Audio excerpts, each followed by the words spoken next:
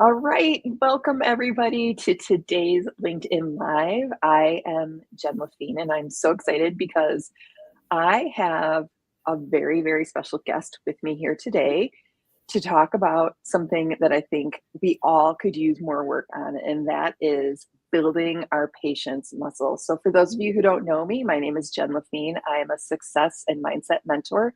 I help goal setters become goal getters, and I want to introduce you to my partner today, Lisa Klein. Lisa, would you like to introduce yourself? Sure. Well, first and foremost, thank you so much for having me. I'm super excited to be here. I'm a business coach and launch strategist, and I help coaches and service providers create high converting lead magnets, offers to help them grow and attract the right clients. So, you and I met a couple weeks ago. We did our first connection call on Zoom. And one of the things that we were spending a lot of time talking about is patience and having patience. And in the work that I do, it's really important because when you set big goals, it takes time to reach them, right? And you were talking about some clients that you had been working with who were really struggling with patience as they were starting their business, and they would put one thing out there, and if it didn't work, they were like, well, forget it, that's not going to work. And so that's one of the reasons we decided to come today, to come together and to talk about building your patience muscle when your results are not there yet. And I really think yet is a key word here, because they will come, your results will come, but you can't give up, right? Absolutely. All right. So one of the things that we wanted to talk about today was what to do if you are a business owner and you are investing a lot of your time and your mental energy into your marketing, but you're not getting the results that you want yet. What are some things that you would suggest for your clients, Lisa, that they do when they're not getting their results in their marketing yet? I think the first thing would be to actually look at the data. As you had mentioned, there are the frustrations where people think, okay, I put one post on social media or I sent that Yep, one email. And we all know it takes more than that. We'll get into that. we will. But just looking at the data, diving in, like if you are doing email marketing, what are your open rates? What are your click rates? Are you growing your audience on social media? Looking at maybe where people are dropping off. Are you bringing people in for sales calls but not converting? Or are you not even getting people onto a sales call? So being able to look at the data, kind of pause, reflect, and evaluate what have you been doing, what's working, and then maybe where that disconnect is to help you grow and move forward. Absolutely. And I'm a data girl myself. I always have been. And I think it's so good to really dive into that data and look at it objectively and not as blame. Because what I see for some people is they are quick to blame instead of getting curious about all of those things that you just mentioned, about looking at your conversion rates, looking at where people are dropping off.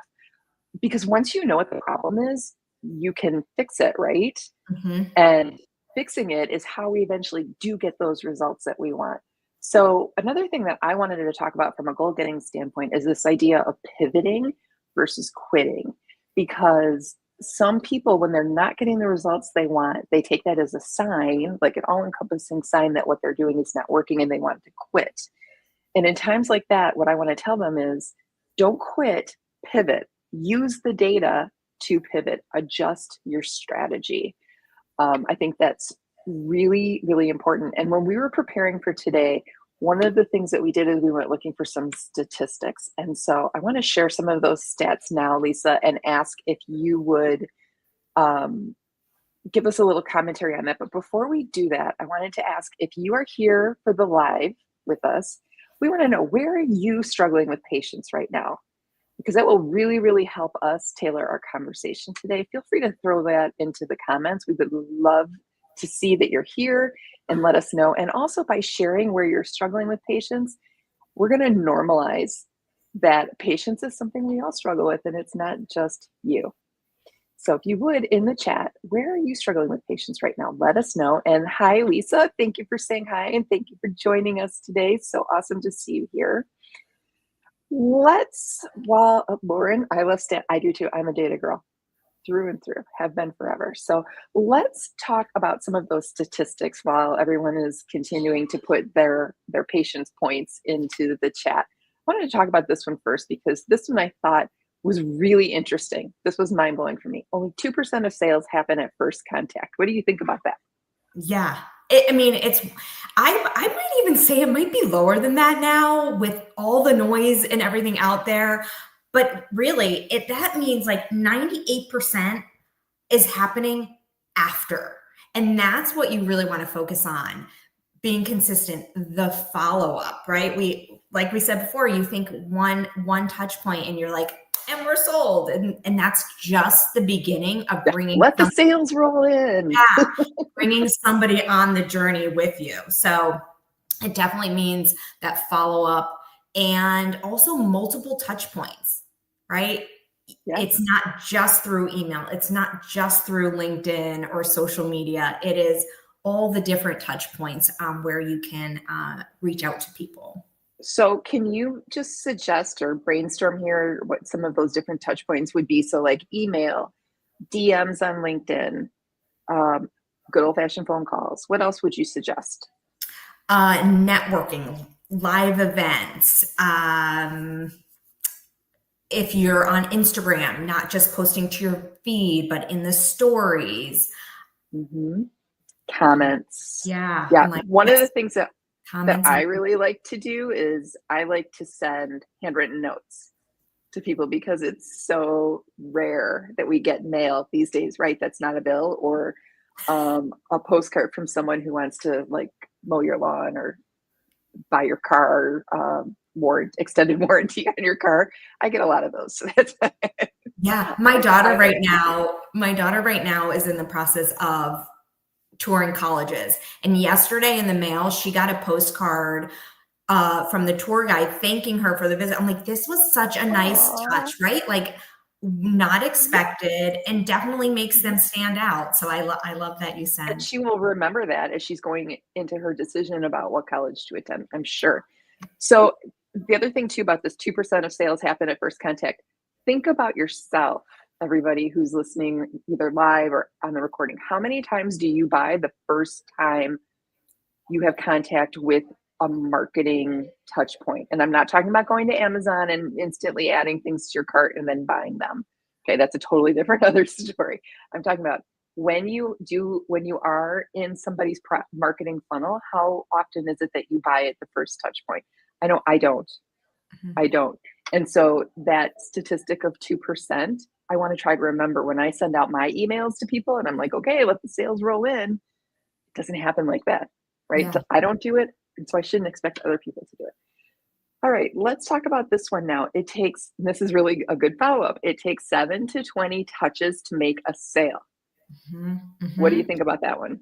Yeah, I mean, exactly that. And everybody's buying persona is different. And that's the thing too, as the marketer, you have to remember that there might be people, and I know Lauren who's on, who she might be that in that 20%, but a lot more, especially in the market we are in now, are a lot more risk averse and are kind of a little hesitant. So we do need that build up and those touch points to build likability, to build relatability, that trust factor.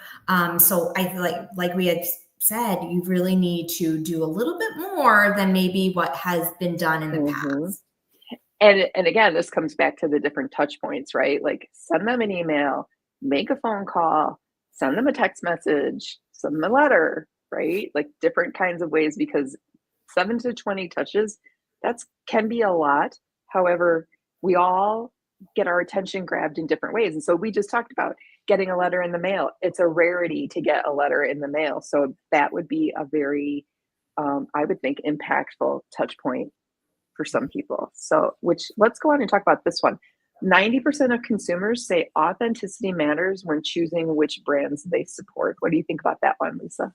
Yeah, I mean, Exactly that. It's like if you, especially when you're investing, we're talking larger dollars and that sort of thing, you want to make sure that who you're investing with or what you're investing is going to have return, and know that the who it is, like especially if you're working with a coach, I'll just use myself as an example, is that they are going to be there for you. They're going to support you, that what they're saying is truthful, that they're getting the Mhm. results, kind of showcasing that transformation and the social proof that they have with working with other people as well. I like that you mentioned social proof because I think that's something that people, myself included, don't do enough of, and that is show that social proof of the success stories that you have. I know some people from a mindset aspect were raised and told, don't brag, right? Don't brag about yourself. In this day and age, it's not bragging. You are showing that the work that you're doing is effective, right? And I want to know when I'm going to be investing my hard earned dollars with someone, I want to know that that money is going to be well spent. Social proof is a great way to do that. So thank you for mentioning that. All right. And then our final statistic. This one's a good one. People forget 90% of what they learn within a week of what they hear, the marketing that comes through. They're like, wait, what? What do you Mhm. think about this one? Yeah, I mean, I might be embarrassed to admit this, but honestly, I really think with all that we're consuming every day and all Yes. the it's just for me, right? I need to like write. I need to write it down, else I might forget. If you look around my office right now, I have the sticky notes, I have my notes, I have notes in my phone app, and so that kind of goes back to why it's okay to repeat yourself, to why to continue to, whether showing up on LinkedIn and posting or emailing.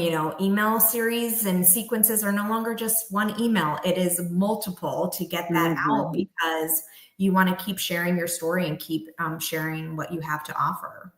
I love that. And I know, like, sometimes if I get multiple emails from someone, and like, let's say the first email comes through on a Monday morning, and I'm super busy trying to get to my office and do all the things, get the dogs fed, all the things. I might not read that email and it might slip down in my list of emails. However, when I get that message again, that email on Tuesday or again on Wednesday, what happens for me is I'll go back and I'll reread all the messages at once, Mhm. right? So super effective. And then I also am a fan of post-it notes so that I don't forget because stuff has a way of slipping through. So thank you for talking about those statistics. I want to talk about one thing here that I think you and I talked about when we were meeting a few weeks ago. And this is the concept of following up with prospects, because a lot of people will hesitate to send that fourth, fifth, seventh email. They will hesitate to stay persistent in the DMs because they think they don't want to be a bother to someone. And what I want to say to that person, or what I do say to those people, is exactly what I was just talking about. Sometimes people don't pay attention until the fifth or seventh time, or sometimes even the 20th time, right? So it's important that you're not considering yourself a bother. The people who don't need your message are going to let it slide right by. But the people who do need it are going to appreciate the follow up and appreciate that you took the time to send the extra message, to have that extra touch point, because they need what you have. But if you're holding back because you're thinking you're a bother, that's not going to help anybody, right? I always use myself as an example there. When I'm reading emails, I'm waiting to pick up one of my kids from an activity, Yes. but I'm not responding. And so I need, like to your point, is I need that second message to come through, or maybe a text, because I'm really quick to respond on text, but email, I'm like, oh, that's a lot of work. I'd rather be in front of my computer to Yes. respond to an email. So that's Hmm. another, just from my own perspective, Yes. how. And you know what? I notice that more and more email providers are now giving texting as an option. If you get people's capture their phone number and you have their permission to text them, That's great. Like, I think Mhm. that's very effective. And same thing with you. Like, I will skim through a text when I'm sitting at a stoplight. I may not respond, but it also stays there for me to come back and look at later. So Mhm. let's talk now about that patience muscle. And this was something really interesting when we were talking a few weeks ago because you were the one who called it the patience muscle. So can you tell me why you consider patience a muscle? And then let's talk about how to stay consistent when that muscle is not like quite as strong as you want it to be. So why do you consider it a muscle, Lisa? A lot of times, we say, oh, you have to be more patient. Like it's just a Mm. mindset trick. Like, oh, if I'm only a little more Oh, patient, I believe it's going to happen. It's going yeah. to happen. But really, you do need to take action and you do need to practice.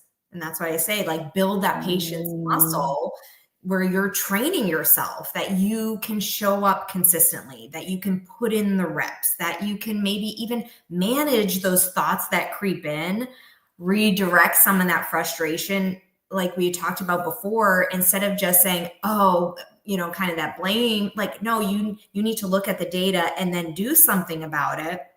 And then another way to build the muscle is to remember to celebrate the wins. Even if Yes. they are the smallest things that you write it on a sticky note. What is that one thing you did? And to keep that going, because that will build the momentum to continue and kind of be in it for the long term.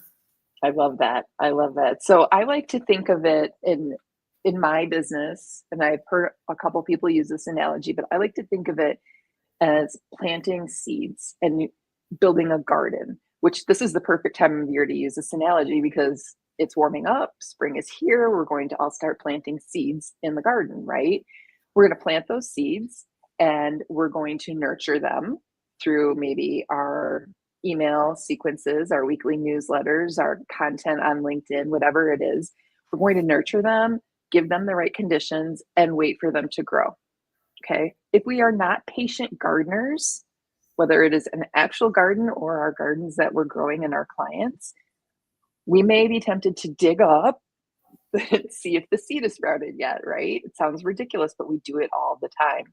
We don't want to dig up the seeds to see if they're growing yet. We just trust that they are. And this morning, my post on LinkedIn was patience is faith in action. And I do truly believe that because it's also important that you do have faith that if you're planting those seeds, they're going to grow. Okay. When you plant them in your garden, they grow if you've given them the right conditions. Maybe not everyone grows, but you do eventually have some kind of a harvest of some kind. Right. And then again, you can look back at the data and say, oh, maybe I should have planted these in more sun, or maybe I should have waited until it got warmer. But again, it's going back to that data, right? It's trusting the process and not chasing those immediate wins that are going to help us build that patience muscle. Taking intentional action while keeping the faith, because you also mentioned, Lisa, how important it is. We can't just build patience by waiting. Patience is not just waiting around and seeing what happens. It is taking those intentional actions and having faith that are going to be sprouting those seeds, right? Mhm. Do you have anything you want to add to that concept? No, I love how you brought in the planting of the seeds, perfect timing. And yes, Perfect. Yeah, yes. I know I did that yesterday. I have two pots on my back deck that are just soil with zinnia seeds in them because that's how I grow my zinnias that I love so much. So let's talk about, in particular, in marketing, and and we've hit on this topic a little bit, but how one post won't change your business, but consistency will. So what would you like to say about that idea? There's a lot that can go into that, but right, and it's exactly that, especially in my mind, where I think of my clients coming in, launching, let's just use this as an example, launching a new service. And so they're super excited. They've done all this work on the back end, and today's the day. It's April 29th, and here they are. They are ready to launch their new offer, and they put a post out into the world, and they don't hear, right? It's Yeah. crickets. They don't hear anything. And they're like, get so discouraged. And I'm like, nope, it's not just that one post. And as the data Yeah. says and all the, the stats were telling us, you need to be consistent about it. You need to show up daily. You need to actually show, and we'll talk, I'm like, I know we're going to talk about this a little more too, like the behind the scenes. How did you get there? Build that anticipation so that they're ready for it, but it's not just that one day, it's consistently and moving forward Yes. and all the other pieces to the puzzle. Yes. I think that's really important too, because there's so much talk and chatter right now about how impressions are down on LinkedIn. And it's like that consistency of posting regularly, right? That matters. You can't just post one and be like, well, that got yucky, reach. I'm going to try something else. You can't just keep giving up. You have to start somewhere. You need to be consistent, and that builds into momentum. I also like to think and hold the thought that the people who need to see my message are going to see it, right? Having faith that it doesn't matter what the reach is, the people who need to see it are the ones who are going to see it. So I also like the idea too, and this is something that you and I had talked about, is the importance of repeating your message in different ways. And so we talked earlier about the different touch points of marketing, right? One of the things that I like to try to do is take a concept, like let's talk about procrastination, right? And in my content, talk about it in different ways. So, like, and what I mean by that is maybe one day I'm going to talk about statistics related to procrastination. Maybe one day I'm going to talk about a tip to help you stop procrastinating. Maybe one day I'm going to talk about common excuses people use when they're procrastinating, but just approaching it from different aspects, because it's important that we do that. From my experience as a teacher, I will tell you, we all learn differently, right? And so maybe somebody is not their learning style doesn't have to do with numbers. Like numbers don't work for them. They have a hard time grasping numbers. So if you're giving them everything as a statistic or as a number, they're not going to understand that. It's not going to hit. But if you're talking about it in different ways, it's more likely to hit. Have you had experience with that, Lisa? Absolutely. And I'm just going to piggyback off that. So if anybody's listening and watching that has trouble coming up with content, use Jen's idea. You come up, have one thing that you want to talk about it and parse it out in all the multiple ways. Mm-hmm. And you have 4, 5, 6 days of content right there. Mm-hmm. So I just wanted to share that. I'm glad that you did, because I have a 30-day content calendar that I'd be willing to share with anybody who wants it. You just have to send me a DM and say, can I see your content calendar? And basically what it does is it just takes, I have you pick a theme of the week, and then every day of the week, it has you approach it in a different way. Educate, instigate, which is also like poking, right? Lots and lots of different ways. And it's really fun to plan your content that way. And what I really like about it is, because then I'll talk about, like, let's say procrastination for 7 days straight. People don't have to think so hard when they come to my content, because they know, like, I'm talking about these things on a regular basis. It requires less brain power bandwidth from them, and it makes it actually much easier for me to plan my content. So if you would like the content calendar, just send me a DM with your email and I'd be happy to send it over to you. So thank you for mentioning that, because I forgot about that. I was like, perfect. So yeah, Lisa, let's talk about marketing. You mentioned it a little bit earlier, but why selling starts before the actual offer. So can you tell me what your thoughts are about that, and how we can make our offer stickier by the work that we do before we actually launch? Yeah, I'll use a prime example just before I dive in to the nitty gritty. But when you think of a movie launch or like a movie coming out in theaters, you don't see an ad for it the day it's open in the theaters. You see the trailers months before, and you continue to see those ads on your TV and all the commercials and on magazine covers and everywhere else. So it's that same type of concept you want to bring into the work that you're doing, to build that excitement, build that anticipation would be number one. First and foremost is, don't just wait till that day, right? You want to be showcasing what you're doing behind the scenes, all the things. And also, I was going to say, I sent an email today and I let people know something's coming May 1st, right? Yes, So I just saw a it. little, sometimes all it takes is that little PS in a post, in an email, in a conversation. I was on a call last week with somebody. I was like, just so you know, I have something exciting coming, right? Building that anticipation for what's to come. Even if you're in the middle of working on it, doesn't have to be perfect. You don't have to have a sales page done yet. You don't have to have all the things, your email sequence is built out, but you can start talking about it with people. So that would be For sure. And I know you said you created a special resource for our viewers today called From Cold to Connected. And if people would like to grab that, it is going to be amazing. And you yes. said they could DM you and get details on that, right? Yes, absolutely. So, So included in that are 10 simple strategies to build trust and warm up your audience so that they are ready.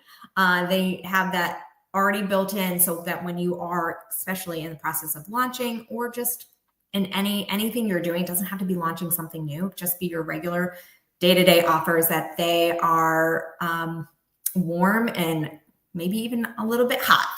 I love it. I love it. It's going to be a great resource. So thank you for putting that together. So I wanted to wrap up today by talking about our 3 top tips for building our patients' muscles. So I'm going to let you actually go first, Lisa. Do you want to Sure. share what your 3 top tips are for building your patient's muscle? So we touched about it a little bit, but I'm going to circle back to consistency. And Mm, so for me, I think about it like all the ways that you're able to build those habits in your life, those habits and routines that become second nature to you.